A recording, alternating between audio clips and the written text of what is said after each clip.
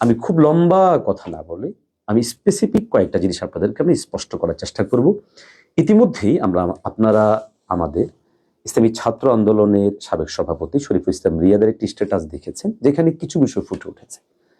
আমি আরেকটু কিছু বিষয় এখানে স্পষ্ট করার চেষ্টা করছি। দেখুন, সমঝোতা যখন হয়েছে, সমঝোতার আলাপ যখন হয়েছে, এটাকে কেন্দ্র করে দেশে বিভিন্ন প্রোগ্রাম হয়েছে, প্রায় সমস্ত প্রোগ্রামগুলো কিন্তু পরামর্শ ভিত্তিক হয়েছে। এমনকি বিভাগীয় সমাবেশগুলোতে কে সভাপতিত্ব করবেন, কে প্রধান অতিথি হবেন, এই ধরনের বিষয়গুলো কিন্তু সেখানে পরামর্শ ভিত্তিক হয়েছে। কিন্তু আশ্চর্য বিষয় হচ্ছে, এনসিপির মতো একটি গুরুত্বপূর্ণ দল এখানে যুক্ত হবে, এবি পার্টির মতো একটি দল এখানে যুক্ত হবে, এলডিপির মতো একটি দল যুক্ত হবে, বাংলাদেশ জামাত ইসলামী ব্যতীত ইসলামী আন্দোলন সহ বাকি আর কোনো দল সেটা জানলো না। মূলত আস্থা এবং সংকট এবং দূরত্ব তৈরি সূচনাটা এদিক থেকেই তৈরি হয়েছিল। দেখুন, যেখানে একটা সমাবেশ করা, মিছিল করাটা পরামর্শ ভিত্তিক হচ্ছে, সেখানে এনসিপি, এলডিপি এবং এবি পার্টির মতো দলগুলোকে সংযুক্ত করা হচ্ছে কিন্তু পরামর্শবিহীন। দ্বিতীয়ত, ইসলামী আন্দোলন বাংলাদেশ এবং সমমনা বাংলাদেশ খেলাফত মজলিস সহ আরো দলগুলোর সাথে এখনো পর্যন্ত সমঝোতা চূড়ান্ত নয়, কিন্তু আমরা দেখছি এনসিপি, এবি পার্টি এদের সাথে সমঝোতা চূড়ান্ত হয়ে গেল।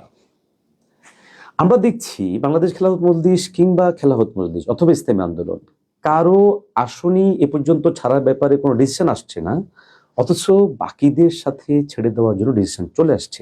আমি আবারও বলছি, আস্থা এবং বিশ্বাস ছুটে যাওয়া, অনাস্থা এবং অবিশ্বাস তৈরি হওয়া, এগুলো কাজ করেছে। আরেকটা পয়েন্ট আপনাদেরকে বলি, আমি যেহেতু আবারও বলছি, আমি ইসলামী আন্দোলন বাংলাদেশের কেন্দ্রীয় কমিটির সদস্য এবং আমি একজন প্রার্থী। একজন প্রার্থীর জন্য জরুরি তিনি নমিনেশন পত্র সংগ্রহ করতে হবে, মনোনয়ন পত্র নিতে হবে দল থেকে, রাষ্ট্র থেকে। কিন্তু আমরা 15ই ডিসেম্বরের আগ পর্যন্ত জানতামই না যে জোটভুক্ত দলগুলো মনোনয়নপত্র নেবে। আমি আপনাদেরকে একটি স্ট্যাটাস এখানে দেখাচ্ছি বাংলাদেশ জামাত ইসলামীর সেন্ট্রাল পেজ থেকে। হঠাৎ করেই তারা তাদের সেন্ট্রাল পেজের মধ্যে ঘোষণা দিল যে সম্প্রতি, এটি আমি আপনাদেরকে পড়ে শোনাচ্ছি, সম্প্রতি দেশব্যাপী ত্রয়োদশ জাতীয় সংসদ নির্বাচন মনোনয়ন ফরম বিতরণ শুরু হয়েছে। বাংলাদেশ জামাত ইসলামের পক্ষ থেকে গত 15ই ডিসেম্বর সোমবার 6টি এবং আজ 17 ডিসেম্বর বুধবার 51টি সহ মোট 57টি মনোনয়ন ফরম সংগ্রহ করা হয়েছে। আমি বিনয়ের সাথে বলবো, আমাদের যে সমস্ত অনলাইন অ্যাক্টিভিটি জামাত ইসলামের পক্ষ হয়ে ইসলামী আন্দোলন বাংলাদেশের উপর কিংবা আমাদের বাংলাদেশ খেলাফত মজলিস উপর দায় চাপানোর চেষ্টা করছেন, আপনারা আপনাদের কেন্দ্রীয় দায়িত্বশীলদেরকে প্রশ্ন করুন যে আপনারা যে ঘোষণা দিয়েছিলেন, এই যে ঘোষণা, এই 57টা মনোনয়ন ফরম সংগ্রহ করার ক্ষেত্রে কি আদৌ সহযোগী সমঝোতার সাথে অংশীদার যারা তাদের সাথে কথা বলেছেন কিনা? অবশ্যই তারা বলেননি। সংকটের সূচনা, আস্থা উঠে যাওয়া, বিশ্বাস উঠে যাওয়ার সূচনাগুলো এবং বড় করে কিন্তু এগুলো কাজ করলো। যাক, এটার পরে ইসলামী আন্দোলন বাংলাদেশও ঘোষণা দিল যে আমরাও যেন মনোনয়ন ফরম সংগ্রহ করি, আমরাও করতে থাকলাম। তো কদিন পরেই দেখা গেল যে এখানে এনসিপির সাথে সিদ্ধান্ত হয়ে যাচ্ছে, অন্যদের সাথে সিদ্ধান্ত হয়েই যাচ্ছে, কিন্তু আমাদের সাথে হচ্ছে না। এবং সেটা আজ না হয় কাল, কাল না হয় পরশু, তখন না হয় আরেকক্ষণ, এভাবে করে বারবারই করা হয়েছে। আমি প্রশ্ন উঠাবো না, বাকি আস্থার সংকট এবং বিশ্বাসের জায়গা নড়বড়ে যেহেতু হয়, এই বিষয়টা বোঝানোর জন্য আরেকটা বিষয় আনা জরুরি। আমির জামাত সফর করলেন লন্ডনে, আমরা ঠিক জানি না তিনি কেন সফর করেছেন, আমরা সে প্রশ্ন উঠাতে চাই না, কিন্তু সমঝোতার সাথে অংশীদার দলগুলোর অবশ্যই সেখানে একটা সন্দেহ তৈরি করবে। রাজনৈতিক মহলে এটা একটা বোঝাপড়ার বিষয় থাকবে, তিনি কেন যাচ্ছেন, কারণ তারা বিএনপির দীর্ঘ 24 বছরের মিত্র ছিলেন, ক্ষমতার অংশীজন ছিলেন, আন্দোলন সংগ্রামে একই সাথে ছিলেন। আজকে যখন আমাদের মূল প্রতিপক্ষ বিএনপি এবং তার প্রধান থাকছেন লন্ডনে, সে লন্ডন সফর একাধিকবার করেছেন আমিরে জামাত, সেখানে সমঝোতার সাথে শরিক দলগুলো জানেই না কি ঘটছে। প্রিয় ভাইরা, আপনাদের বোঝা উচিত, আমি বারবার বলছি, এখানে আস্থা এবং বিশ্বাসের সংকট দেখা দিয়েছে। পীর সাহেব চরমোনাই কতটা রিস্ক নিয়ে বাংলাদেশ জামাত ইসলামীর মতো দলটির সাথে চিন্তার কাছাকাছি এসে সমঝোতার মতো সিদ্ধান্ত নিয়েছেন, আপনারা কোনোদিন কল্পনাও করতে পারবেন না। ইসলামী আন্দোলন বাংলাদেশকে তার দীর্ঘ যে সিদ্ধান্ত, সেখান থেকে সরে এসে মোহতারাম আমিরকে গোটা দেশ থেকে বিভিন্নভাবে চাপ প্রয়োগ করার পরেও তিনি বাংলাদেশ জামাত ইসলামীর মতো দল, যার গায়ে এখনো পর্যন্ত ৭১-এর দাগ লেগে আছে, এবং আপনারা জানেন যে দুদিন পর পর যখন ৭১ বিষয়টা আলোচনায় আসে তখন কোন পর্যায়ে পৌঁছে যায়। এবং সবচেয়ে বড় কথা হচ্ছে ধর্মীয় অঙ্গনের যে সবচেয়ে বড় দাগ, তাদের প্রতিষ্ঠাতা মওদুদী সাহেবের মরহুমের যে ভ্রান্তি বিচ্ছুতিগুলো, এগুলো সত্ত্বেও শুধুমাত্র ইসলাম, দেশ এবং মানবতাকে সামনে রেখে আমাদের মোহতারাম আমির চেষ্টা করেছিলেন এবং এখনো পর্যন্ত করছেন যেন বাংলাদেশের পরিবর্তিত এই জায়গাটায় আমাদের দ্বিমত ভিন্নতাগুলো সত্ত্বেও কিছুটা কাছাকাছি আসা যায়। কিন্তু আপনারা যারা এই ইস্যুটাকে শুধুমাত্র আসনের কারণ দেখিয়ে ইসলামী আন্দোলনকে কেউ ৩০টা দিচ্ছেন, কেউ ৪০টা দিচ্ছেন, কেউ 10টার উপযুক্ত ভাবছেন, কেউ 50টার জন্য ভাবছেন, কেউ বা খোঁচা দিয়ে বলছেন ইসলামী আন্দোলন বাংলাদেশ যেন 200টারই উপযুক্ত। প্রিয় ভাইদের সবাইকে বলবো, আমি একজন প্রার্থী। ইসলামী আন্দোলন বাংলাদেশ আমাদের সমস্ত প্রার্থীদের কাছ থেকে একরকম সাদা কাগজে সাইন নিয়েছে, কেন্দ্র যেটা সিদ্ধান্ত দিবে সেটাই যেন মানতে হয়। আমিও সেটার জন্য প্রস্তুত। আমি দীর্ঘ 6 মাস যাবত আমি আমার অঞ্চলে কাজ করছি।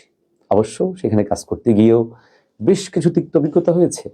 আমি একদম দেশব্যাপী আলোচক হিসেবে বিভিন্ন অঞ্চলেই যাই, কিন্তু আমি এবছর চেষ্টা করেছি ওই অঞ্চলে যাওয়ার জন্য। তৃণমূলের অনেক অভিজ্ঞতা আছে, আমরা শেয়ার করব।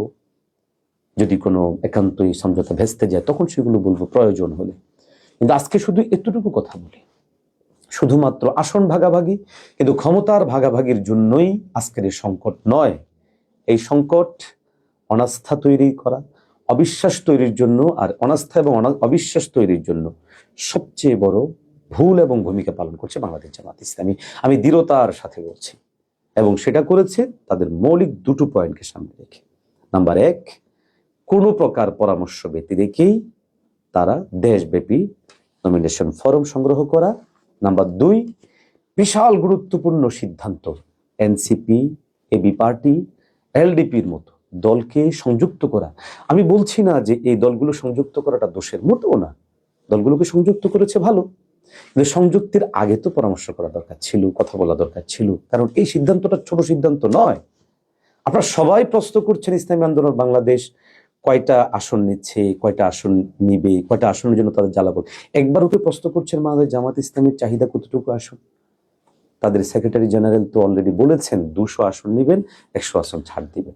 আপনারা কি এখানে পর্যালোচনা করতে পারেন না যে ঠিক কি কারণে তাদের 200 নিতে হবে, এবং এই 200 নেওয়াটা কি খুব বেশি একটা বাড়াবাড়ি হয়ে যাচ্ছে না?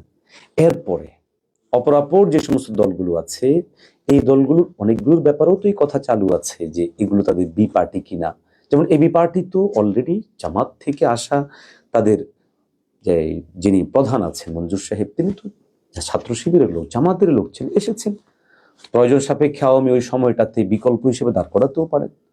আরেকটি দল যেটা আছে বাংলাদেশ ডেভেলপমেন্ট পার্টি, এটাও তো সবাই বলেন যে এটা তাদের বিকল্প পার্টি, বি পার্টি।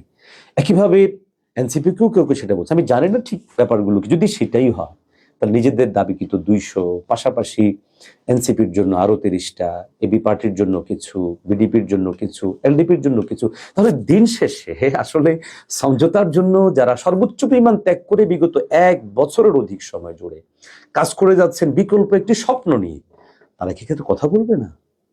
তারা কি একটু করে প্রশ্ন উঠানোর যৌক্তিকতা নাই? আপনারা যারা ফেসবুক স্ট্যাটাসে তিরস্কার করছে ইসলামী আন্দোলন বাংলাদেশকে, কিংবা বিভিন্নভাবে ব্যঙ্গ বিদ্রুপ আসবার জন্য, পরিষ্কার করে বলি, ইসলামী আন্দোলন বাংলাদেশ প্রয়োজনে একা নির্বাচন করবে ইনশাআল্লাহ। প্রয়োজনে সেক্ষেত্রে সমমনা সমচিন্তা দল একা নির্বাচন করব। একটি আসনও যদি আমরা না পাই সেক্ষেত্রে আমাদের কোনো আফসোস থাকবে না। তবে ইতিহাস অবিশ্বাসীদের এবং আজকের দিনে যারা অনাস্থা তৈরি করলো এই প্রজন্মের এবং আমাদের হৃদয়ে যারা দাগ দিল, ইনশাআল্লাহ তাদেরকে ক্ষমা করা হবে না। সম্ভাবনাকে যারা নিঃশেষ করে দেওয়ার জন্য ভিতরগতভাবে ভিন্ন রাজনৈতিক বিভিন্ন ধরনের প্রচেষ্টা চালিয়েছেন, ইতিহাস তাদেরকে ক্ষমা করবে না। ক্ষমতা আমাদের উদ্দেশ্য না, আমরা চেয়েছি দেশের পরিবর্তন, বাংলাদেশে একটা নতুন জাগরক শক্তি তৈরি হোক। সেটা না হওয়ার পিছনে যারা দায়ী, সময় সুযোগে আমরা কথা বলবো, এবং স্পেসিফিকলি বলবো যারা আজকে কথা বলছেন আপনাদেরকে সাথে নিয়েই প্রয়োজনে ডিবেট হবে, কথা হবে। ভালো থাকবেন, সবার প্রতি প্রত্যাশা রাখি, দোয়া করি সমঝোতাটা টিকে যাক, পরিবর্তিত বাংলাদেশে ভিন্ন কিছু ঘটুক, কিন্তু এই অনাস্থা এবং অবিশ্বাস তৈরির পেছনে তাদের ভূমিকা, তারাও এক্ষেত্রে প্রায়শ্চিত্ত দিক। সবাই ভালো থাকবেন। আসসালামু আলাইকুম রহমতুল্লাহ।